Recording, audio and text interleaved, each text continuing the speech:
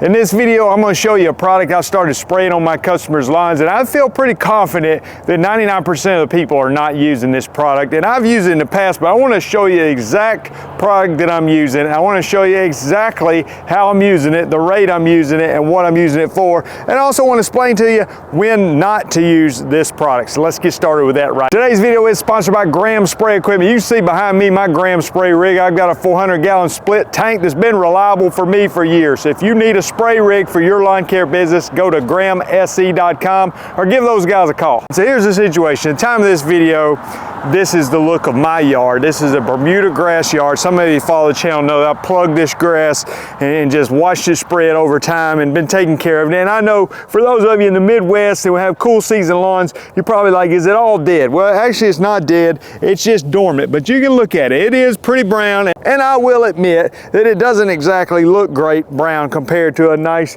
beautiful, cool season lawn that's still green. But there are some advantages to having a dormant Bermuda grass lawn. That's what we're going to talk about with our product today. But I think stuff like this, in my opinion, can be interesting for people who even have other grass types. For instance, people ask me questions a lot of times about cool season grasses, ryegrass, fescue, and things. And I know just a little bit just from knowledge I picked up, but I don't deal with those kind of grasses on a regular basis, except for basically how to kill those grasses if they happen to get into our warm season lawns. But I do like learning the information and just being exposed to more knowledge and trying to expand my own expertise. So I would encourage you to watch the video, let me explain to you what I'm doing, and you may say, wow, that's crazy, I could never do that on my lawn. Or you may say, hey, wow, that's crazy, I'm going to try that this year on my lawn. So let me show you the product. Okay, so I've got several products out here, but the one I want to talk to you about today is this product right here. And you see it says on here Samara. I'll try to put a link in the description to the product so you can check it out.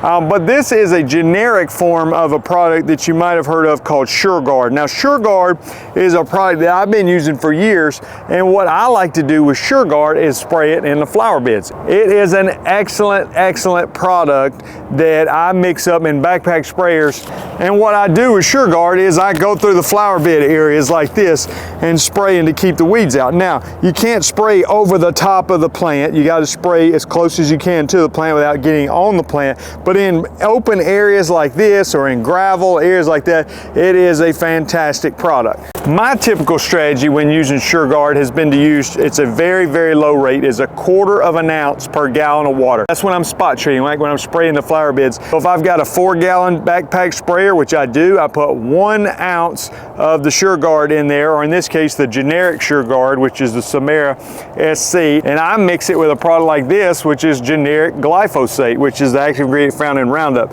So on a 4-gallon backpack sprayer, I would put 1 ounce of this, so that's 1/4 ounce per gallon of water, and then I would end up putting 2 ounces per gallon of water of this. So if it's 4 gallons, I'd put 8 ounces of glyphosate, and I'd put 1 ounce of the Samara or the SureGuard, whichever one of those you decide to use. That's an application that I'm typically doing 3 times a year on my customers' flower beds or as needed at my own house, and I'll do it, probably in February or March, then I'll come back again in the summer, and then again maybe in September. And it does an excellent job of keeping the weeds out. Now, it's not going to keep this Bermuda grass from running into the beds, but that's why you mix the glyphosate in there. The glyphosate can help knock out any existing weeds, while that SureGuard or the Samara can help prevent future weeds from coming back. Now, that's what I've been doing in the past. So what am I doing different this year? Well, this year what I'm doing is I'm actually spraying that on a dormant Bermuda lawn. Now, this is only for dormant Bermuda lawns, and some of you know that you can spray glyphosate on a dormant Bermuda lawn, but you can also spray this Samara SC on a dormant Bermuda lawn, and I've been doing it for the past week or so. But make sure you understand this, it needs to be dormant, and you don't need to spray it on any other grass type other than Bermuda grass. So we're not going to spray it on zoysia, we're not going to spray it on centipede or St. Augustine or any cool season grasses. But a dormant Bermuda lawn, you could actually mix these two together. The glyphosate in that situation, I would go somewhere between 32 ounces and 48 ounces per acre if I was mixing it up in my big Graham spray rig on a dormant Bermuda lawn. On the Samara SC, the max rate on that is 12 ounces per acre. Now, a question I get a lot of times is, Jason, how much I put in the tank? Well, that would require some calibration. So what I would encourage you to do, if you don't understand that, when you finish watching this video, or you can pause and open up a new web browser, go to YouTube and type in Lawn Care Life calibration, and there's a video that'll pop up that'll show you how to calibrate a sprayer, whether it be a ride-on sprayer or something you've got attached to a lawnmower or four-wheeler, or some kind of tank sprayer like I got. It's a video that can walk you through the steps of calibration so that you know exactly how much of the chemical to put into the tank. Well, what have I been doing this year? I've been doing the full 12 ounces rate on the Samara SC, and I've been mixing it with a triplet, 2.5 pints per gallon of triplet. So that's just a three-way herbicide. It's gonna help knock out some of those dandelions and other broadleaf weeds. Now, I put surfactant in there, and I've also put atrazine in there, but this is a good combination. Now, I've done a lot of research on this, and I talked to somebody recently and said, yeah, we've used different products on our Bermuda grass lawns, and typically the ones that we spray with the SureGuard or the Samara are cleaner than the ones that we use other products on. Let me show you other option in case you think, Jason, I'm not doing that. I don't want to do it. I don't trust it. I just want you to test it out this year and show us on YouTube, which I plan to do, by the way. But I want to show you what your other options are if you don't want to go this route. So you don't want to go Samara at the 12 ounces per acre. And let me just say a note on that. 12 ounces per acre is the max rate. You can use less, but it just won't last as long as far as, you know, giving you weed control moving on into the spring and summer months. I'm really curious to see how well it's going to work, because I've sprayed in some yards with Samara SC, and other ones I'm using this Resolute, which is the active ingredient prodiamine. Now, this is going to come in at a cheaper price, and this is what a lot of people use. Cool season grasses, warm season grasses, Bermuda, zoysia, centipede, St. Augustine, ryegrass, fescue, all kind of grasses, they can use prodiamine. Use it in the winter or spring before the warm season weeds germinate, and a lot of times people will use it in the fall before the cool season weeds germinate. Nothing wrong with this at all. I just wanted to try out this, and I want to come back if I'm spraying this in January, and I'm spraying some other yards in January, and of course on the zoysia yards I'm going to be using this, because remember, this is not labeled for dormant zoysia yards, and I want to show you that why in just a second.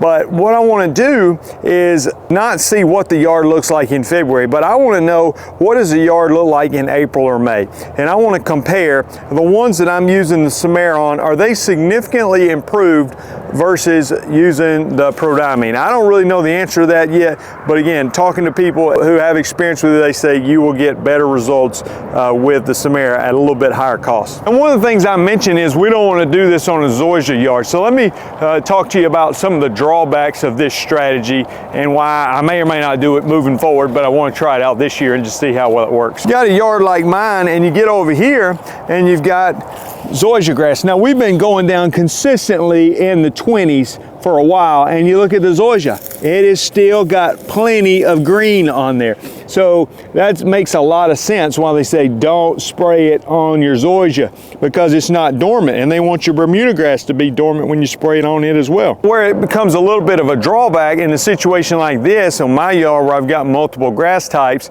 I can spray it on the Bermuda part, but I can't go spray it on the zoysia part, where if I was just using prodiamine, I could spray it on the Bermuda and the zoysia. Or maybe I'm out there in my business spraying yards, and I got one neighbor that's got zoysia and the other neighbor's got Bermuda. Well, I've fortunately got a split tank on the gram spray rig where I could put two different mixes on one side versus the other, but it would be convenient to have prodiamine where I could just spray all the yards with the same mix and not have to worry about it, at least the Bermuda and zoysia yards. So that is one drawback, is that it's only for Bermuda yards. But again, I want to weigh that as a negative of it versus the pro. Is the weed control superior that it outweighs the negative of only being able to use it on dormant Bermuda? What I would like to hear from you is, have you done this before? Have you used SureGuard or a generic form of it? Have you used it in the flower beds? Have you used it on gravel driveways? Have you ever used it on dormant Bermuda? And let me know how well it works. I want to mention a couple of things. We've got the Lawn Care Life Conference coming up at the time of this video. The one coming up is on February 21st and 22nd of 2025 in Springville, Alabama, near Birmingham. If you hadn't signed up yet, go to lawncarelife.com, and there is a link at the top that says conference. You can see the speaker speakers, the lineup. We're pretty excited about it. This is the 5th Lawn Care Life Conference. We got Alan Hain, the Lawn Care Nut, Paul Jameson, myself, Andy Mulder, a guy named Brandon Gray, who is our business financial guru that's coming. And we even have VIP tickets available this year. So we got a little clip at the end of this video so you can check out some of the details of that. Also, you can check out the Weed Control and Fertilization Academy at lawncarelife.com. If you want to get in weed control and fertilization like me, and go to lawncarelife.com and check out the Weed Control and Fertilization Academy. It's for people specifically with warm season grasses. Thanks for watching. We'll see you guys in the next video. Jason, let me just tell you something. This conference has really evolved in a positive way. So I've been speaking here since 2019, 2020, had a couple years off, and here we are again. And what's really interesting, a lot of the same folks are here, but the level of sophistication of those people and the new folks coming in has increased exponentially. And that comes from all of not only the speeches and things we're talking about here, and of course my awesome keynote last night, but it's also about the folks that make relationships here and meet each other and help each other and show each other what they're doing. The community that's developed here just in these few years is incredible. And I think that's really the biggest thing. I just was talking to somebody and I learned all about new software I'd never heard of before that actually did some things that I thought weren't even being done yet for the industry. So that's really what it is. It's about coming and meeting these folks that are doing the same thing you are. They're in the same boat that you are. They're building the same size businesses you are and helping each other to get better year after year. And I think that's what Lawn Care Life Conference is all about.